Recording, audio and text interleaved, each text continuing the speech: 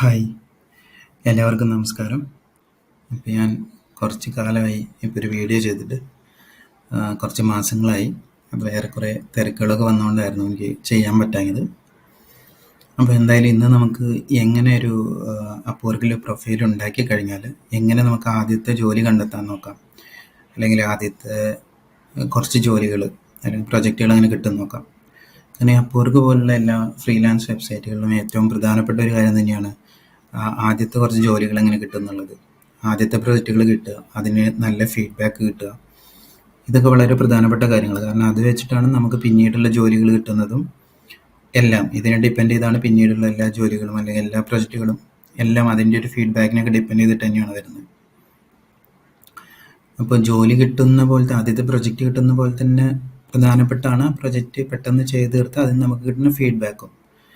അല്ലെങ്കിൽ അതിന് ആദ്യത്തെ പ്രൊജക്റ്റിൽ തന്നെയൊക്കെ നെഗറ്റീവ് ഫീഡ്ബാക്കും അല്ലെങ്കിൽ അങ്ങനെ എന്തെങ്കിലുമൊക്കെ ആയിക്കഴിഞ്ഞാൽ പിന്നെ നമുക്ക് മുന്നോട്ട് വേറെ പ്രൊജക്റ്റുകൾ കിട്ടാൻ കുറച്ച് ബുദ്ധിമുട്ടായിരിക്കും.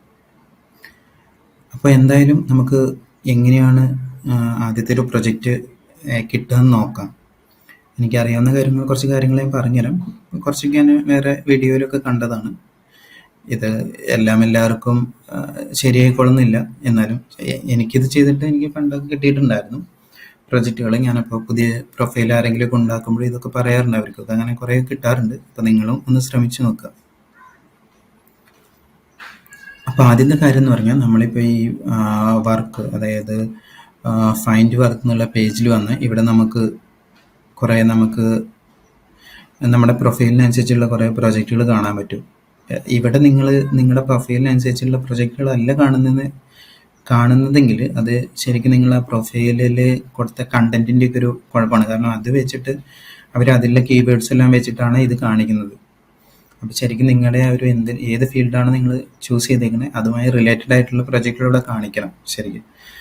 അല്ലെങ്കിൽ നിങ്ങൾ അതിനനുസരിച്ച് നിങ്ങളുടെ പ്രൊഫൈലിലൊക്കെ അതിലെ കണ്ടന്റ് എല്ലാം മാറ്റി ഒന്നുകൂടി ഒപ്റ്റിമൈസ് ചെയ്തുകൊണ്ട് നന്നാക്കണം. അപ്പോൾ ആദ്യം നമ്മൾ വരുമ്പോൾ കാണുന്നത് തന്നെ മൈ ഫീൽഡ് എന്നുള്ള ഒരു ഇതാണ്. അതിൽ കുറേ പ്രൊജക്റ്റുകൾ ഇങ്ങനെ ലിസ്റ്റ് ചെയ്തിട്ടുണ്ടാവും.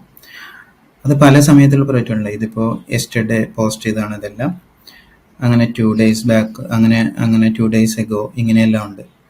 അപ്പോൾ നമ്മളെപ്പോഴും പ്രൊജക്റ്റുകൾക്ക് പ്രപ്പോസൽ അയക്കുമ്പോൾ നമ്മളെപ്പോഴും ഏറ്റവും പുതിയ പ്രൊജക്റ്റുകൾക്ക് പ്രപ്പോസൽ അയക്കാൻ നോക്കുക.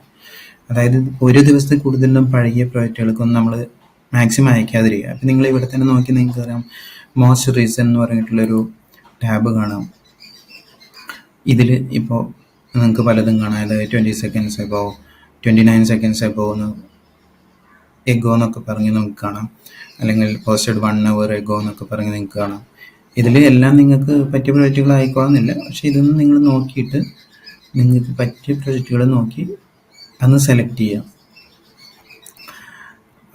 അപ്പോൾ എന്താണെന്ന് വെച്ചാൽ ഈ പഴയ പ്രൊജക്റ്റുകൾ എന്ന് പറഞ്ഞാൽ ഇപ്പം നമ്മുടെ ഇന്നലെയൊക്കെ പ്രൊജക്റ്റ് പോസ്റ്റ് ചെയ്ത അല്ലെങ്കിൽ 2 ദിവസം മുമ്പ് ക്ലയൻറ്റ് പോസ്റ്റ് ചെയ്ത പ്രൊജക്റ്റുകളാണെങ്കിൽ ചിലപ്പോൾ ആരെങ്കിലും സെലക്ട് ചെയ്തിട്ടുണ്ടാവും. ചിലപ്പോൾ അപ്വർക്കിൻ്റെ ഉള്ളിലോ അല്ലെങ്കിൽ അപ്വർക്കിൻ്റെ പുറത്തുനിന്ന് ആരെങ്കിലും ആയിട്ടോ അങ്ങനെ എന്തെങ്കിലും ചിലപ്പോൾ സെലക്ട് ചെയ്തിട്ടുണ്ടാവും. അവർ പിന്നെ ആ പ്രൊജക്റ്റ് ക്ലോസ് ചെയ്യാനൊന്നും വരുമൊന്നുമില്ല.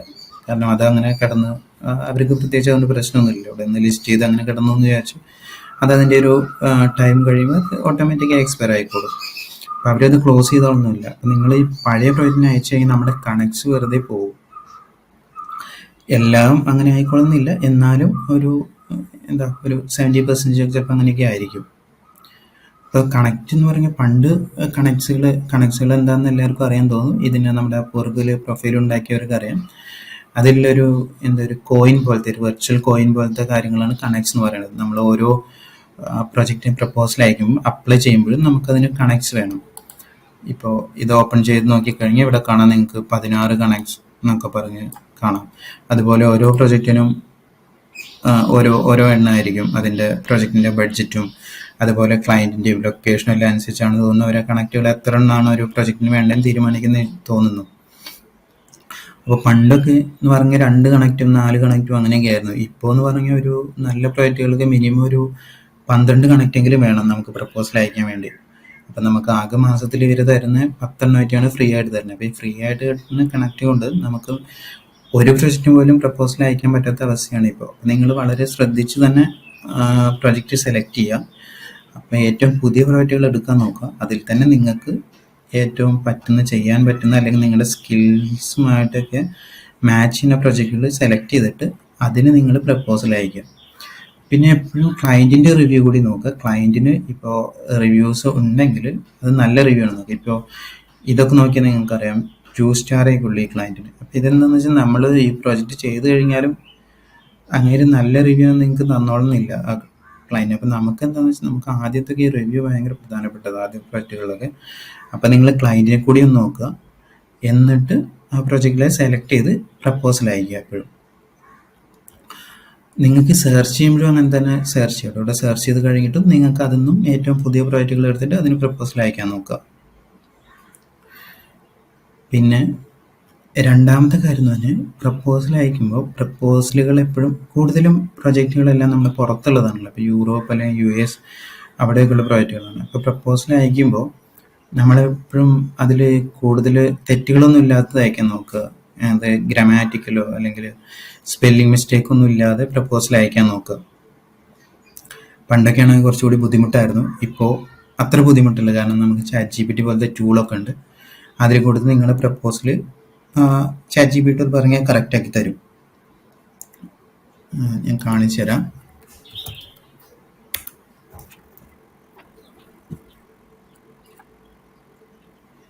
ഇപ്പോൾ ChatGPT വന്നു കഴിഞ്ഞിട്ട് ഇപ്പോൾ ഞാൻ സാധാരണ അയക്കാവുന്ന ഒരു പ്രപ്പോസൽ ഞാൻ ഇവിടെ ഒരു നോട്ട് പാഡിൽ ഒരു ടെക്സ്റ്റ് ഡോക്യുമെൻ്റ് ആയിട്ട് വെച്ചിട്ടുണ്ട്. അപ്പം ഞാനതൊന്ന് നന്നാക്കി തരാൻ ChatGPT പറഞ്ഞു നോക്കാം.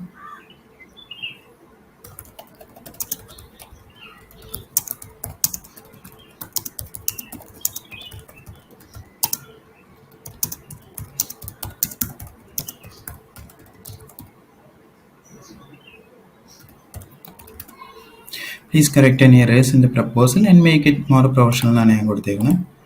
എന്നിട്ട് നമ്മളിത് കോപ്പി ചെയ്ത് പേസ്റ്റ് ചെയ്ത് കൊടുക്കുക. ഇതിൽ കുറേ സ്പെല്ലിംഗ് മിസ്റ്റേക്കും എല്ലാം ഉണ്ട് ഇവിടേക്ക്.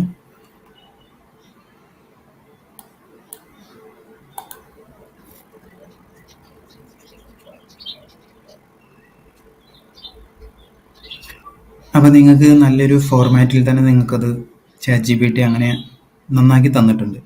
ഇതിലിപ്പോൾ സ്പെല്ലിംഗ് മിസ്റ്റേക്ക് ഒന്നും ഉണ്ടാവില്ല. എല്ലാം ഒന്ന് അറേഞ്ച് ചെയ്ത് നല്ലൊരു പ്രൊഫഷണൽ രീതിയിലാക്കി നിങ്ങൾക്ക് തന്നിട്ടുണ്ടാവും. അപ്പോൾ എപ്പോഴും നിങ്ങൾ പ്രപ്പോസൽ നിങ്ങളുടേതായ രീതിയിൽ ടൈപ്പ് ചെയ്ത് ഉണ്ടാക്കുക ആദ്യം, എന്നിട്ട് ChatGPT കൊണ്ടുപോയിട്ട് അതൊന്നുകൂടി ഒന്ന് നന്നാക്കുക. എന്നിട്ട് ഒന്ന് വായിച്ച് നോക്കുക. അതിലെന്തെങ്കിലും നിങ്ങളുടെ ഇപ്പോൾ ചിലപ്പോൾ അത് മാറ്റിപ്പോൾ എന്തെങ്കിലും തെറ്റുകളൊക്കെ സംഭവിച്ചിട്ടുണ്ടോ എന്ന് നോക്കുക. എന്നിട്ട് ആ പ്രപ്പോസൽ അയക്കാൻ നോക്കുക എപ്പോഴും. അപ്പോൾ നമുക്ക് അങ്ങനെ കൂടുതൽ സ്പെല്ലിംഗ് മിസ്റ്റേക്ക് അല്ലെങ്കിൽ ഗ്രാമാറ്റിക്കൽ എററൊക്കെ അങ്ങനെ കുറയ്ക്കാൻ പറ്റും നമുക്ക്. അതുപോലെ അടുത്തെന്ന് പറയുന്നത് നമ്മളിപ്പോൾ ഒരു പ്രൊജക്റ്റിന് പ്രപ്പോസൽ അയക്കുമ്പോൾ എപ്പോഴും നിങ്ങൾ ആ പ്രൊജക്റ്റ് ഡിസ്ക്രിപ്ഷൻ വായിച്ച് നോക്കിയിട്ട് അതിൽ നിന്ന് എന്തെങ്കിലും 1-2 ക്വസ്റ്റ്യനെങ്കിലും നിങ്ങൾ എപ്പോഴും ഉണ്ടാക്കാൻ നോക്കുക. അതുമായി റിലേറ്റഡ് ആയിട്ടുള്ള ക്വസ്റ്റ്യൻസ് എപ്പോഴും നമ്മൾ ചോദിക്കണം. 1-2 ക്വസ്റ്റ്യൻസ് എങ്കിലും ചോദിക്കണം അതിനെക്കുറിച്ച്. എന്നാൽ നമുക്ക് കുറച്ചുകൂടി ക്ലയൻറ്റിൻ്റെ അടുത്തുള്ള റെസ്പോൺസ് റേറ്റ് കുറച്ചുകൂടി കൂടുതലായിരിക്കും. ഇപ്പോൾ നമുക്കിപ്പോൾ ഇതിലേതെങ്കിലും ഒരു പ്രൊജക്റ്റ്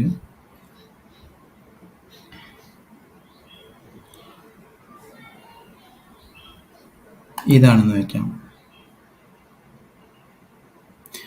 ഈ ഒരു പ്രൊജക്റ്റ് ആണെന്ന് വയ്ക്കാം. അപ്പോൾ നമ്മളിത് വായിച്ച് നോക്കുകയാണ്. വായിച്ച് നോക്കിയിട്ട് ഇതിൽ നമുക്ക് എന്തെങ്കിലും പറ്റുന്ന ക്വസ്റ്റ്യൻസ് ഉണ്ടാക്കാൻ പറ്റുമെന്ന് നോക്കാം. നമുക്ക് കുറച്ച് ഇങ്ങനെയൊക്കെ ചെയ്ത എക്സ്പീരിയൻസ് ആകുമ്പോൾ നമുക്കത് പെട്ടെന്ന് ക്വസ്റ്റ്യൻസ് എല്ലാം നമുക്ക് കിട്ടും. അല്ലെങ്കിൽ നമ്മൾ വായിച്ചു നോക്കുമ്പോൾ നമുക്ക് മനസ്സിലേക്ക് വരും കുറച്ച് ചോദ്യങ്ങളെല്ലാം. ഇനി നിങ്ങൾ തുടക്കക്കാരാണ്, അതൊന്നും വരുന്നില്ലെങ്കിൽ നിങ്ങൾക്ക് അതിനും വേണമെങ്കിൽ ChatGPT തന്നെ ഉപയോഗിക്കും. ChatGPT ഇത് മാക്സിമം നിങ്ങൾ സ്വന്തമായിട്ട് ചെയ്യാൻ നോക്കുക, ChatGPT ചോദിക്കാതെ. പക്ഷേ അത് വർക്ക് ചെയ്യുന്നില്ലെങ്കിൽ നിങ്ങൾക്ക് ChatGPT കൊടുത്തിട്ട് നോക്കാം. വേണമെങ്കിൽ ChatGPT നമ്മൾ എടുത്തു കഴിഞ്ഞിട്ട് ഇത് പ്ലീസ് സജസ്റ്റ് ക്വസ്റ്റ്യൻസ്. ഓക്കെ,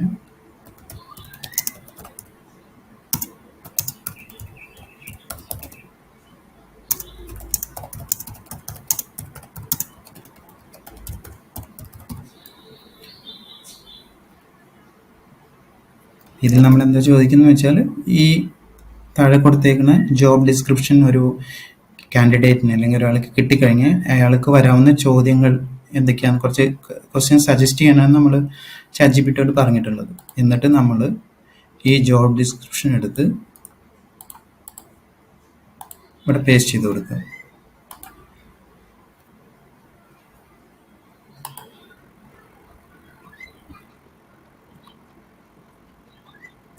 അപ്പം നിങ്ങൾക്ക് ഇവിടെ കാണാം ഒരുപാട് ചോദ്യങ്ങൾ വന്നിട്ടുണ്ട് ഇതിന്ന് ഉണ്ടാക്കിയിട്ട്. ഇതെല്ലാം നിങ്ങൾ ചോദിക്കേണ്ട ആവശ്യമില്ല, നിങ്ങളിത് വായിച്ച് നോക്കിയിട്ട്, കാരണം നിങ്ങളുടെ ഫീൽഡിലാകുമ്പോൾ നിങ്ങൾക്ക് കുറച്ചുകൂടി അറിയാൻ പറ്റും. ഇത് വായിച്ച് നോക്കുമ്പോൾ നിങ്ങൾക്ക് കുറച്ചുകൂടി ഐഡിയ കിട്ടും ഏതൊക്കെ ചോദ്യങ്ങളായിരുന്നു നല്ലത്.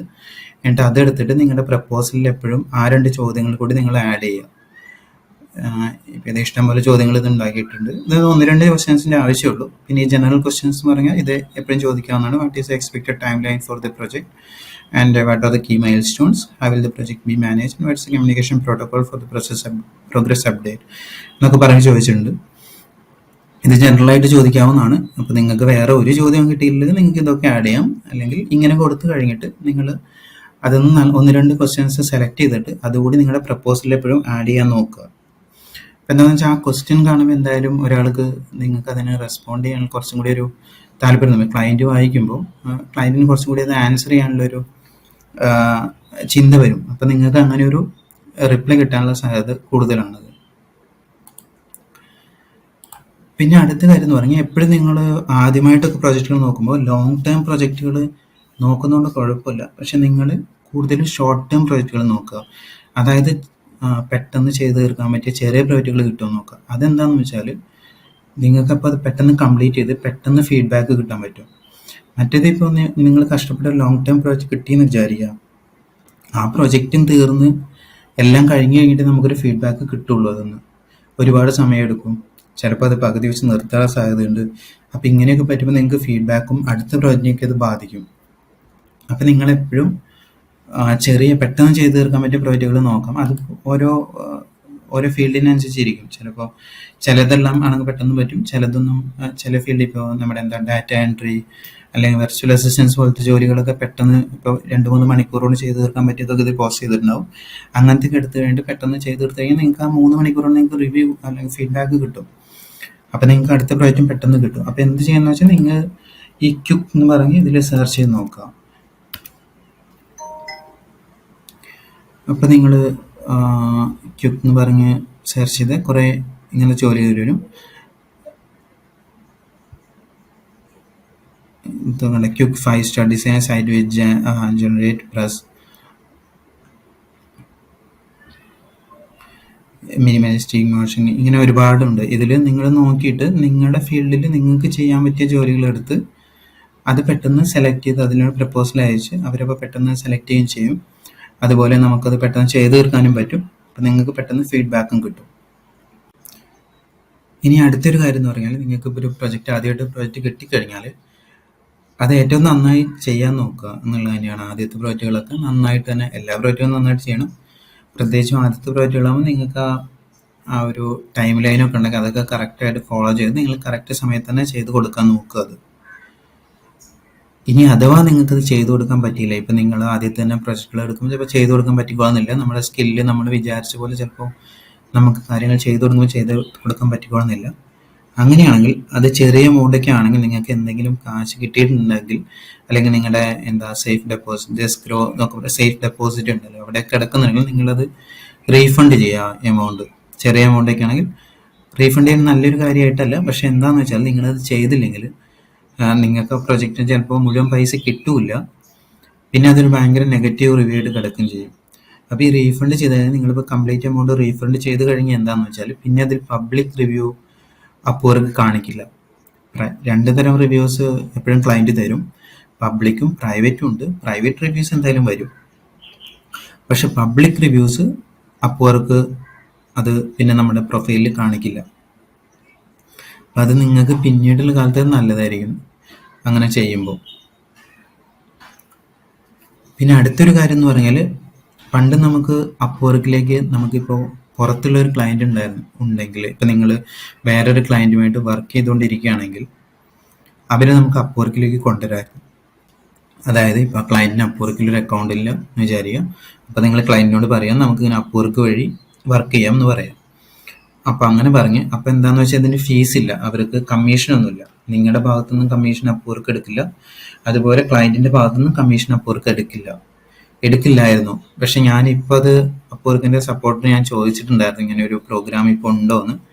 അപ്പോൾ അവർ പറഞ്ഞെന്ന് പറഞ്ഞാൽ ഇപ്പോൾ അവർ ടെമ്പററി സ്റ്റോപ്പ് ചെയ്തേക്കാണ്. അതെന്തോ bring your own client, BYOC അങ്ങനെ എന്തോ ആയിരുന്നു എൻ്റെ പേര്. അപ്പോൾ ഇപ്പോൾ അതില്ല, പക്ഷെ ചിലപ്പോൾ അവർ വീണ്ടും തുടങ്ങുമായിരിക്കും. അങ്ങനെ തുടങ്ങുകയാണെങ്കിൽ നിങ്ങൾക്ക് അറിയുന്ന ഏതെങ്കിലും ക്ലയൻറ്റ് ഉണ്ടെങ്കിൽ അങ്ങനെ കൊണ്ടുവന്ന് കഴിഞ്ഞാൽ നിങ്ങൾക്ക് അതിൽ കുറേ റിവ്യൂസ് കിട്ടും. അങ്ങനെ ക്ലയൻറ്റ് അറിയുന്നവരാണെങ്കിൽ നമുക്ക് പോസിറ്റീവ് റിവ്യൂസ് തരുമല്ലോ. അങ്ങനെ അതിൽ നിന്ന് നിങ്ങൾക്ക് കുറേ പോസിറ്റീവ് റിവ്യൂസും ഒക്കെ ആയി നല്ലൊരു പ്രൊഫൈൽ ഉണ്ടാക്കിയെടുക്കാൻ പറ്റും. അപ്പോൾ ഇത്രയൊക്കെയാണ് ഇന്നത്തെ വീഡിയോയിൽ പറയാനുള്ളത്. അപ്പോൾ ഇതിൻ്റെയൊക്കെ ചുരുക്കി പറഞ്ഞാൽ എന്താണെന്ന് വെച്ചാൽ നിങ്ങളുടെ പ്രൊഫൈൽ നന്നാക്കുക എന്നുള്ളതാണ്. ആദ്യമായിട്ട് അപ്വർക്കിലേക്ക് വരുമ്പോൾ നല്ലൊരു പ്രൊഫൈൽ ഉണ്ടാക്കുക, നല്ലൊരു ഫീഡ്ബാക്ക് എല്ലാ ക്ലയൻറ്റിൻ്റെ അടുത്തും കിട്ടാൻ നോക്കുക എന്നുള്ളത് തന്നെയാണ് അതിലത്തെ കാര്യം. കാരണം അത് വെച്ചിട്ടാണ് പിന്നെ നമ്മുടെ എല്ലാം വരുന്നത്. പിന്നത്തെ പ്രോജക്റ്റുകളെല്ലാം ഇത് ഡിപ്പെൻഡ് ചെയ്തിട്ടാണല്ലോ. അപ്പോൾ നിങ്ങൾ അത് നന്നാക്കി എടുക്കാൻ നോക്കാം.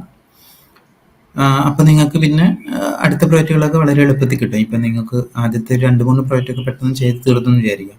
അപ്പോൾ നിങ്ങൾക്ക് ഈ റൈസിങ് ടാലൻറ്റ് ബാഡ്ജൊക്കെ കിട്ടും. അതൊക്കെ കിട്ടിക്കഴിഞ്ഞാൽ പിന്നെ പെട്ടെന്ന് നിങ്ങൾക്ക് കുറേ പ്രോജക്റ്റുകൾ കിട്ടും. അപ്പോൾ ഇൻവിറ്റേഷൻ വരാൻ തോന്നുന്നു പ്രോജക്റ്റുകൾക്ക്. പിന്നെ നമുക്ക് കൂടുതൽ കണക്ട്സ് ഒന്നും ചിലവില്ലാതെ നമുക്ക് പ്രോജക്റ്റുകൾ എടുക്കാൻ പറ്റും. അപ്പോൾ എന്തായാലും ഇത്രയൊക്കെയാണ് ഇന്നത്തെ വീഡിയോയിൽ പറയാനുള്ളത്. ഞാനിങ്ങനെ വേറെ കുറച്ച് കാര്യങ്ങൾ അടുത്ത വീഡിയോയിൽ പറയാം. Thank you.